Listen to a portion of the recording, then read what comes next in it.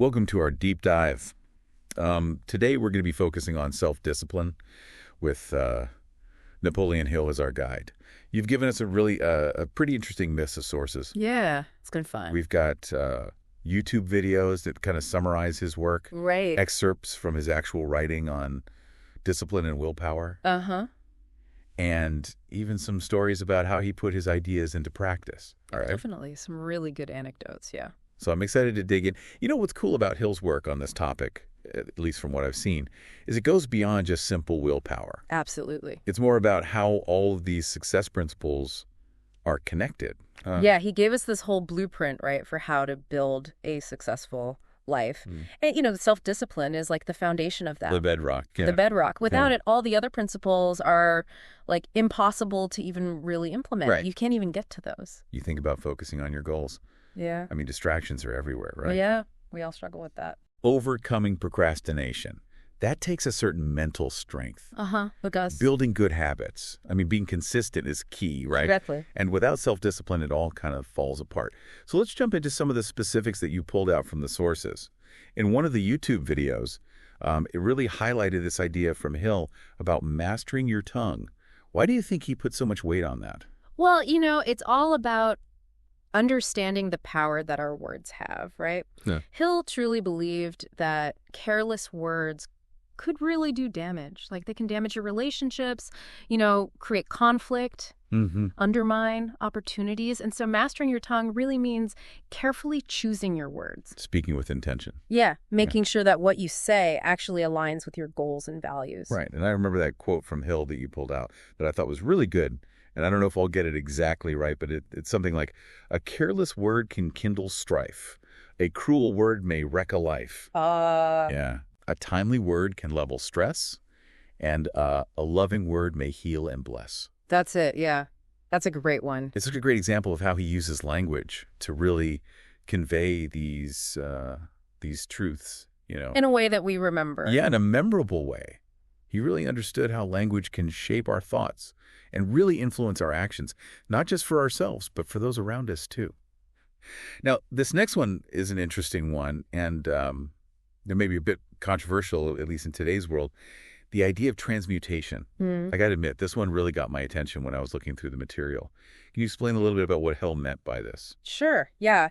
It's definitely something that needs to be understood within the right context. Absolutely. Hill thought the emotion of sex is one of the most powerful forces in human nature. Interesting. It's the driving force behind creation, both literally and in a more metaphorical way. So transmutation is this idea of harnessing that powerful energy and redirecting it towards, whatever your goals are. Oh, I see. So it's not about denying or suppressing those natural desires. No, I get you. It's about being intentional with that energy. Right, channeling it. Channeling it, exactly, towards something more constructive. Yeah. Hill wasn't advocating for unethical behavior or anything like that. He was saying that intensity of emotion, the intensity that can come with desire, can be used as fuel for something bigger. To achieve something greater, yeah. Yeah. Something greater. So how would somebody actually put this into practice, though? Especially now. Like, in our modern world, we're surrounded by so many distractions. It's like instant gratification everywhere, right? It is. Well, imagine you have this, like, burning desire to achieve a specific goal. Maybe it's launching a business, maybe it's writing a book, or you want to, master some new skill. Whatever it is, that desire, that passion, it's energy. Right. And transmutation is about channeling that energy into action. Okay. Taking that energy and putting it into the work that it actually takes to achieve that goal. Oh, I see. So instead of letting that energy kind of fizzle out or get directed towards something less productive, you're consciously saying, okay, this is going to fuel this bigger thing that I'm focused on. That's it. You're absolutely right. And it takes self-awareness to do that. Yeah. Discipline and a clear vision of what you want. In a world full of distractions, transmutation is a powerful way to maintain focus. Right. That makes sense. And, you sent over some great examples from Hill's work about self-discipline and action. The one about Thomas Edison really stuck with me. Oh, yeah. All those failed experiments before he finally perfected the light bulb. So many failures, right? Right. But he just kept going. He kept going. And the Wright brothers, talk about setbacks. Countless setbacks developing the airplane. So many people told them it was impossible. Right. But they didn't give up. They didn't give up. And even Helen Keller's story. Right. What an incredible triumph over adversity fueled by self-discipline. Yep. These stories really highlight that self-discipline isn't this like magical thing that some people just have, you know? No, it's not like a superpower or anything. It's a skill, a habit. It's something that you can cultivate, that you can strengthen through just like putting in the work. Through conscious effort. Yeah. And that's a really key takeaway from Hill. He believed that anyone, no matter their background, no matter their circumstances, can develop self-discipline through practice. Absolutely. It's empowering. Yeah, it's totally empowering, yeah. Yeah.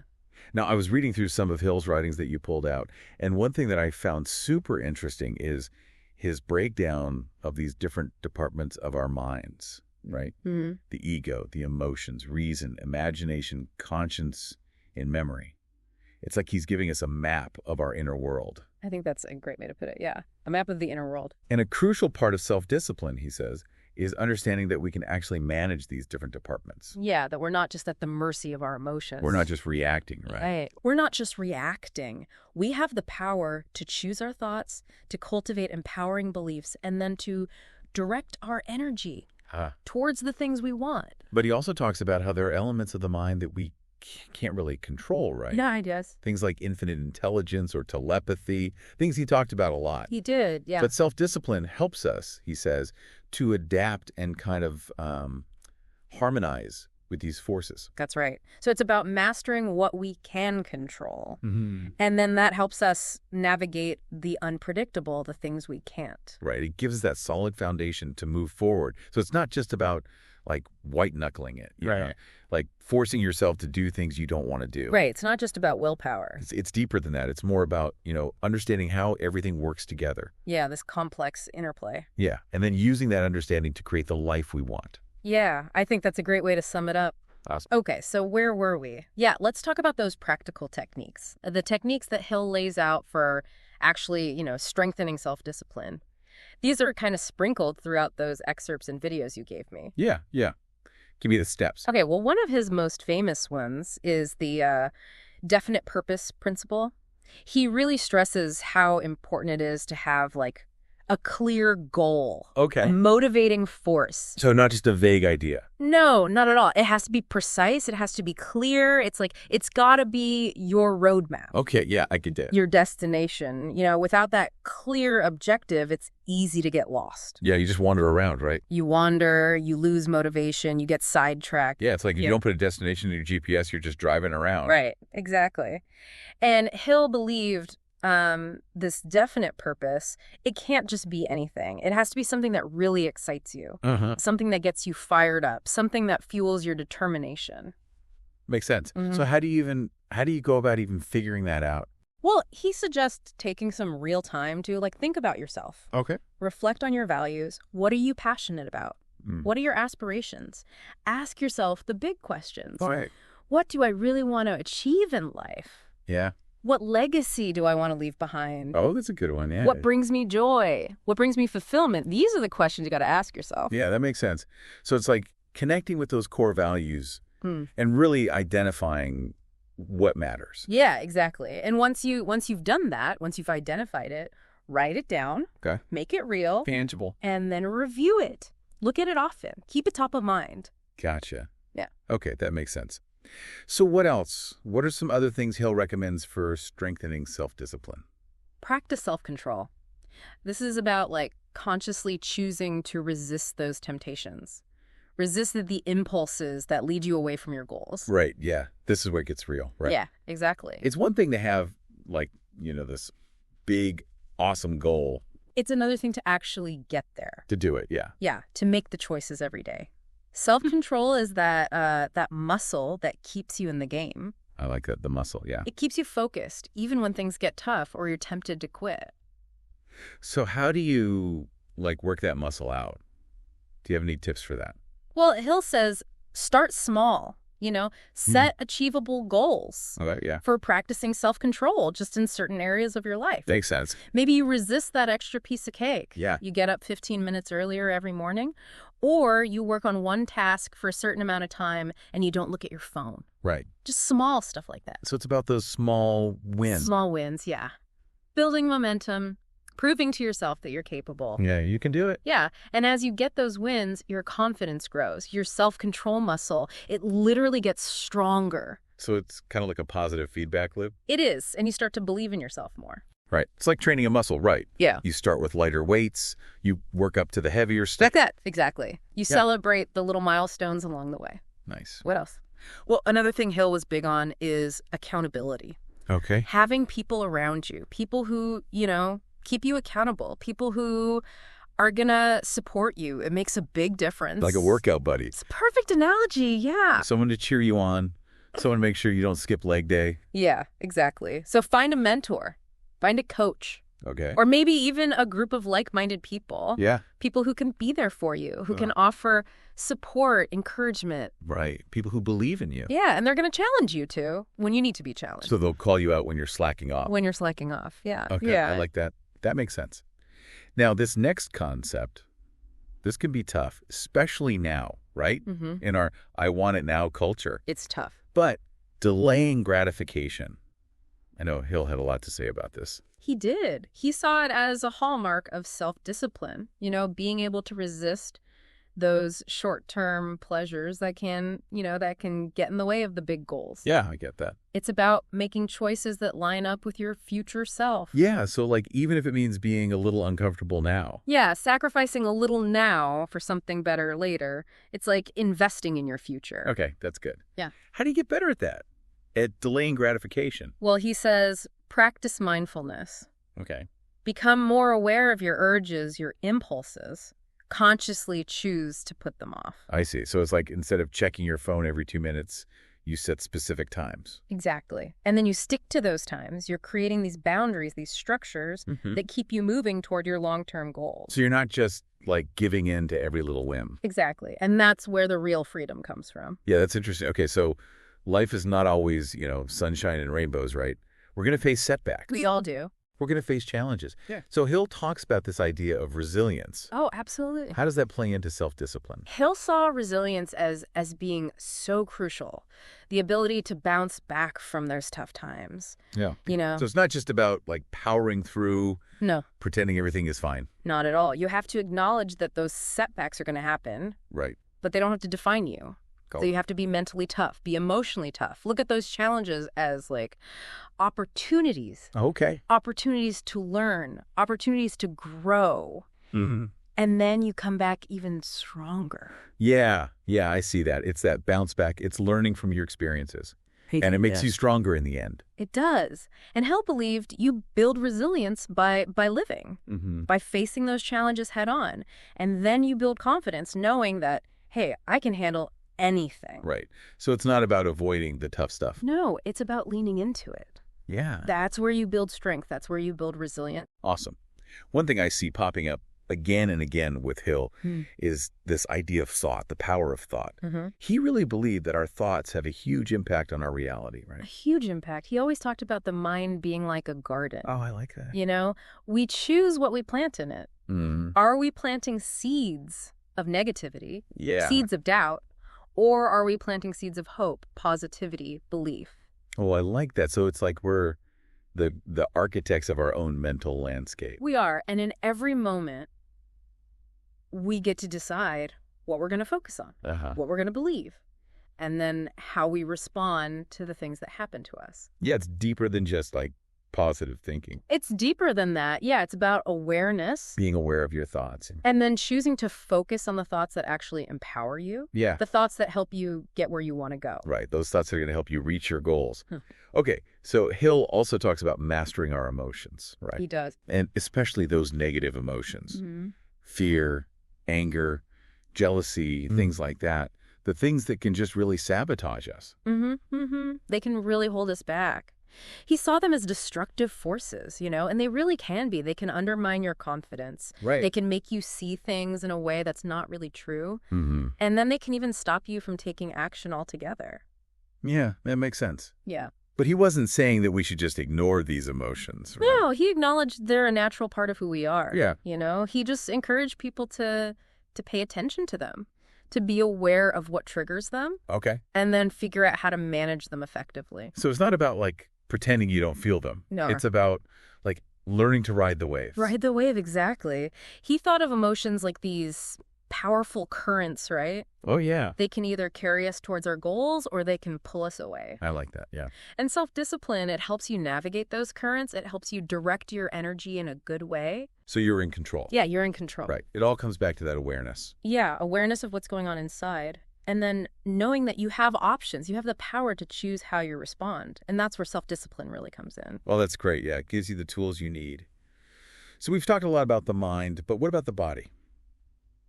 Did Hill ever talk about physical well-being in relation to self-discipline? Oh, he did. He thought our physical well-being is totally connected to our mental and emotional well-being. Makes sense. It's all connected. You can't really separate them. Right. He actually saw neglecting your physical health as like a form of self-sabotage. Wow. Yeah. You know, it messes with your energy, your focus, your overall well-being. So it's not just about mental discipline. It's about taking care of yourself. Yeah, mind and body. Taking care of your whole self, yeah. So he was into getting enough sleep, eating healthy food, exercising, things like that. Absolutely. He thought those were crucial parts of a disciplined life. He said, not only do these things make you physically healthier, they also make you mentally sharper, emotionally stronger. Oh, I like that. So it all works together. It does. It all works together. So let's circle back to this idea of transmutation for a second. Yeah. Because I think it's one of those things that can be easily misunderstood. Yeah, it's a tricky one. Right, right. One of the quotes you sent me says, transmutation is the process of changing one form of energy into another. It's mental alchemy, basically. Yeah. It lets us transform our desires into noble aspirations. It's a great quote. So how does that apply to self-discipline? Well, think about it this way. Energy can't be created or destroyed. Mm-hmm. It just changes form. Right, right. So transmutation, when we're talking about self-discipline, it's about intentionally channeling the energy of our desires, our passions, even our frustrations, and turning it into something good. So we're not ignoring those desires. No, we're harnessing them. We're using them. Exactly. Hill said we have a choice. We can either let our energy kind of fizzle out. On meaningless stuff. Yeah, like on mindless activities, bad habits, or we can consciously direct it. We can say, okay, this energy is going toward my goals. It's going toward fulfilling my potential. Right. I see that. That's cool. So it's like we're given this raw material, this energy, and we get to shape it, right? We get to mold it into something meaningful. That's a beautiful way to put it, yeah. And Hill said this process, this transmutation, it unlocks our creativity, our productivity, and ultimately our happiness. I love that, yeah. Now, throughout this whole deep dive, I've noticed how much Hill emphasizes surrounding yourself with good people. Oh, yeah. Positive influences, he called this the mastermind principle. Right, right. He believed that surrounding yourself with the right people, people who are on the same page as you, mentors, collaborators, it can make you way more successful. So you're not in it alone. You're not alone. You've got your team. And he said the power of this, of the mastermind, it just multiplies. You bring together these people who share a vision, who are committed to supporting each other's growth. And amazing things can happen. And you achieve way more together than you ever could alone. So it's about more than just, the sum of its parts. It is. He said iron sharpens iron. That's a good one, yeah. Yeah, so you surround yourself with people who inspire you, who challenge you, who hold you accountable. Makes sense, yeah. It's like this awesome synergy. It is. The group energy helps everyone. It pushes each individual towards their goals. Really cool. Now, one of the most interesting parts of Hill's work, at least to me, is this emphasis on the power of the subconscious. The subconscious mind, yeah. He was fascinated by it. He thought it played this huge role in shaping, everything. Our thoughts, our beliefs, our actions. So how do we tap into that? Well, he suggested that, if we consciously feed our subconscious mind with positive stuff, okay, positive affirmations, positive beliefs, we can program it, basically. Program it to support our goals, our aspirations. So it's not just about, controlling your conscious thoughts. It's about, changing your beliefs at a deeper level. It's about going deeper, yeah. He thought the subconscious mind was like a garden. He likes that garden analogy. I know.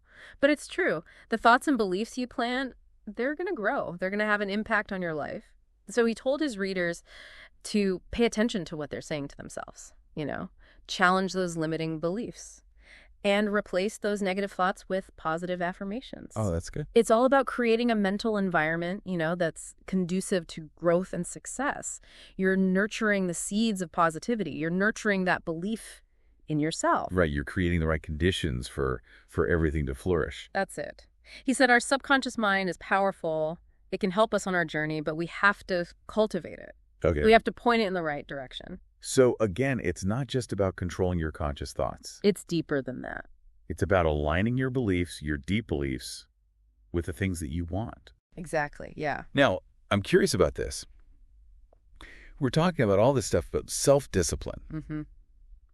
Where does intuition fit in? Did Hill talk about that at all? He did. He thought intuition was powerful. He called it like our inner voice. Oh, yeah. Our gut feeling. Like gut feeling, yeah. And he thought it could give us guidance. It could give us wisdom. And he thought that when we work on self-discipline, we actually become more in tune with our intuition. Oh, that's interesting. So we can actually hear it more clearly. Yeah, we can hear it more clearly. So it's not just about logic and reason, right? It's also about tapping into something deeper. Yeah, that inner wisdom that can point us in the right direction. Okay, and I know a lot of people struggle with this, especially when they're trying to become more disciplined. Fear of failure. How did Hill address that? Well, he knew it was a common obstacle. Yeah, it's scary to push yourself right there. It is. It is. But he believed that failure isn't the opposite of success. He said it's actually part of success. It's a stepping stone. Oh, interesting. So you learn from it. You learn from it, yeah. You embrace it, you take those lessons, and then you use them to grow. Okay, so it's not about avoiding failure. It's about, reframing how you look at it. It's about shifting your perspective. Yeah. Yeah. Hill thought that the people who are most successful, they're the ones who are willing to take risks, to embrace challenges. To get out of their comfort zone. To get out of their comfort zone, exactly. Yeah. And they're the ones who are willing to learn from those times when things don't go as planned. He said, if you shift your focus, if you stop being so afraid of failing, and instead you embrace growth, you can do amazing things. Yeah, I like that. It's about having a growth mindset. Exactly. It is about a growth mindset. Knowing that you're going to face challenges, you're going to have setbacks, that's just part of life. But it's how you respond that matters. You embrace those experiences, and you come out stronger, wiser, and more resilient. Precisely. Hill believed that the greatest growth often occurs outside of our comfort zones, and that by embracing the challenges we face, we can cultivate the qualities of character and the skills necessary to achieve our goals and live fulfilling lives. Now, one of the most profound concepts Hill discusses is the idea of a definite chief aim, the overarching purpose that guides our lives. He believed that identifying and pursuing a definite chief aim is essential for living a life of meaning and fulfillment. He suggested that without a clear sense of purpose, we're like ships without rudders, tossed about by the winds of circumstance. So it's not just about setting goals. It's about aligning those goals with a deeper sense of purpose, something that gives our lives meaning and direction. Exactly. Hill believed that our definite chief aim should be something that resonates deeply with our values, something that inspires and motivates us, and something that contributes to a greater good beyond ourselves. It's about connecting with our core values, identifying our unique gifts and talents, and aligning our actions with a purpose that transcends our own individual needs and desires. Beautifully said. Hill believed that identifying and pursuing a definite chief aim is a key to unlocking our full potential and living a life of both success and significance. Now, I'm curious about how Hill viewed the interplay between our conscious minds and our subconscious minds.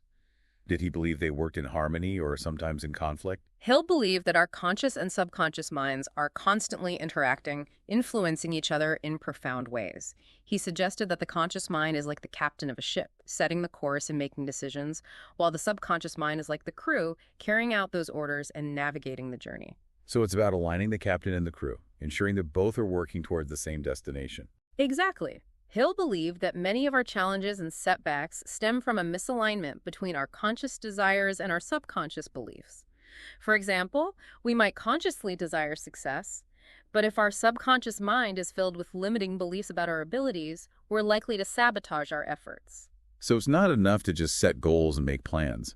We also need to address those underlying beliefs and ensure that they are aligned with our aspirations. Precisely. Hill believed that one of the most powerful ways to do this is through autosuggestion, the practice of consciously feeding our subconscious mind with positive affirmations and beliefs. So it's about consciously choosing the thoughts and beliefs we want to cultivate, nurturing those that empower us and weeding out those that hold us back. Exactly. It's about taking ownership of our mental landscape and creating an environment that supports our growth and success. Now, one thing that I've noticed in Hill's work is his emphasis on the importance of taking action. He doesn't seem to be a fan of just sitting around and thinking about our goals. You're right. Hill was a strong advocate for action, believing that knowledge is useless without application. He encouraged his readers to take concrete steps towards their goals, even if those steps are small. So it's not about waiting for the perfect moment or the perfect plan. It's about taking that first step and then the next, building momentum along the way. Exactly. Hill believed that action is the key to turning dreams into reality, that it's through consistent effort and perseverance that we achieve our goals and live fulfilling lives. He often said, ideas are worthless unless we do something with them. It's about recognizing that even small actions, taken consistently, can lead to significant results over time. Precisely. Hill believed that the journey of 1,000 miles begins with a single step, and that by taking those steps, one after another, we can overcome even the most daunting challenges and achieve extraordinary things. Now, one thing that can be challenging about self-discipline is maintaining consistency over time. It's easy to start with enthusiasm and then lose momentum. Hill recognized that maintaining consistency is a key to cultivating self-discipline. He believed that one of the best ways to do this is to establish rituals and routines that support our goals. So it's about creating those structures, those habits that align with our desired outcomes, making it easier to stay on track. Exactly. Hill believed that by establishing regular practices that support our goals, whether it's waking up early to exercise, setting aside dedicated time for creative work, or scheduling regular time for reflection and planning, we create a framework for success. It's about making those positive choices automatic, removing the need to constantly rely on willpower. Precisely. Hill believed that by automating our good habits, we free up our mental energy for more challenging tasks and reduce the likelihood of succumbing to distractions and temptations. It's like setting up a series of dominoes, where one positive action triggers the next, creating a chain reaction of success. I love that analogy. It perfectly captures the essence of what Hill was trying to convey. Now, one thing that often comes up in discussions of self-discipline is the idea of willpower.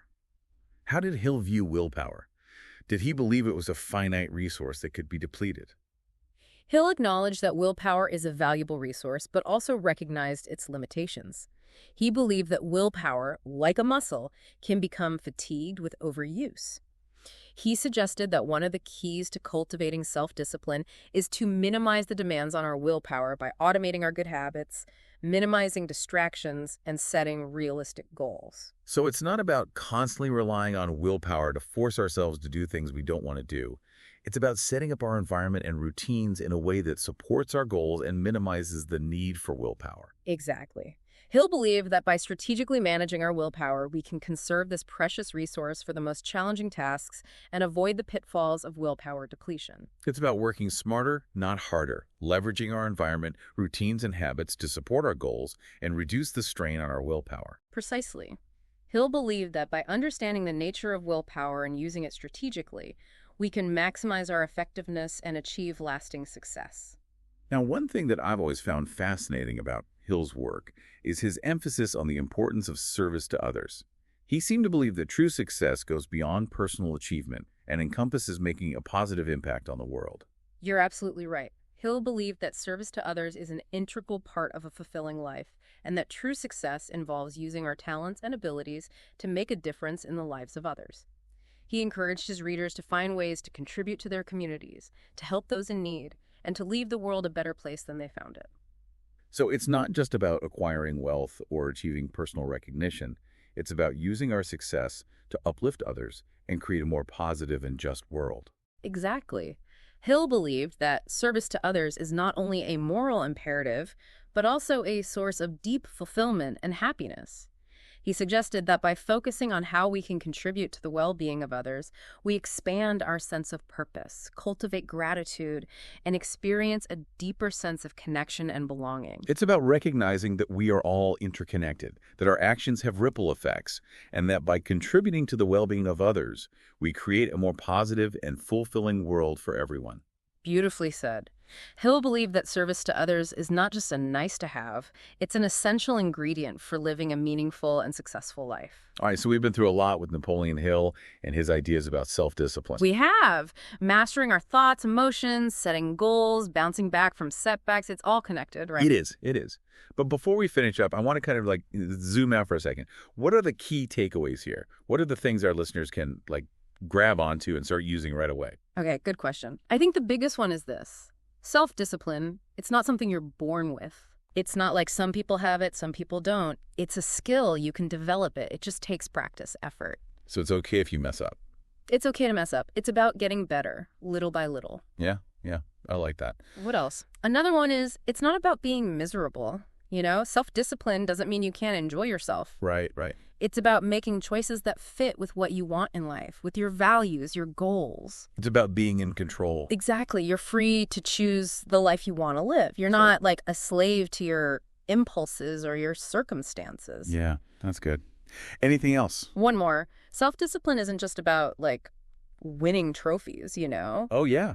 It's deeper than that. It's about becoming a better person, the kind of person who can achieve those things, but also the kind of person you want to be. It's about character. Right? Character, yeah. Inner strength, resilience, living with integrity, with purpose. Yeah, I like that. Okay, so let's get practical for a second. Okay. What can people actually do, starting today, to use Hill's ideas? Well, start small. Pick one little thing, one area of your life where you can practice self-control. Like baby steps. Baby steps, exactly. Like you wouldn't try to run a marathon without training first, right? Right. So pick a goal that you know you can hit, something small. And when you succeed, it builds your confidence. So you start to believe in yourself. You start to believe in yourself, and then you're ready for bigger challenges. Yeah, that makes sense. So start small, build up. What else? Create a morning ritual, something that gets your day started on the right foot. We mean? It could be anything, really. Waking up early, meditating, writing in a journal. Maybe you exercise. Or you just take a few minutes to, like, think about your goals, visualize achieving them, whatever works for you. So it's like you're intentionally setting yourself up for a good day. Exactly. Starting with purpose, Yeah. starting with intention, and that helps you stay focused, stay productive all day long. I like that. Okay, so Hill talks a lot about, like, feeding your mind with positive thoughts, right? What's a practical way to do that? Pay attention to what you're letting in, both in terms of information and, like, the things you say to yourself. So be careful about the books you read. Yeah, the books, the podcasts, the people you hang out with, even the thoughts you're thinking, you know? Are they helping you? Are they hurting you? Right, so it's all about creating that positive mental environment. It is. It's like weeding a garden. You pull out the weeds, the negative thoughts, the beliefs that hold you back, Oh, like that, yeah. and then you plant good seeds. Positive thoughts, Right. empowering beliefs. That's what will help you grow, help you flourish. So you're basically like creating a mental ecosystem that's healthy. That's it. Okay, so now you've got the right mindset. But how do you actually stay motivated? How do you keep going when things get tough? That's $1 million question. Yeah. It is. It's easy to start something and then lose steam, you know? So remember why you started. Oh, yeah, your why. Your why, yeah. What's your purpose? Why is this important to you? It's easy to get lost in the everyday stuff and forget the big picture. Right. So remind yourself why you're doing this. It's like your compass. It'll keep you going in the right direction even when things get tough. I like that. That's good. And don't be afraid to ask for help. Find people who support you, people who believe in you. Build your tribe. It's so much easier when you're not doing it alone. It is. Surround yourself with people who will cheer you on, who will encourage you, who will hold you accountable. Yeah, that's so important. Okay, last thing. This is a big one, especially these days. Distractions. Everywhere you look, something's trying to get your attention, right? It's true. It's never ending. So create boundaries. Create structure in your day. Like set specific times to check emails, social media, things like that. Exactly. Or create a space where you can work without distractions. Yeah, that's a good one. Maybe you try some techniques to help you stay focused, whatever works for you. The point is you have to be intentional about where you're putting your energy. Right, because you only have so much, right? You only have so much. So you have to protect your time, protect your attention. Those are the most valuable things you have. And when you use them wisely, you can achieve your goals. You can create the life you want. That's great. Okay, well, I want to close with one final thought from Hill himself. He said, The starting point of all achievement is desire.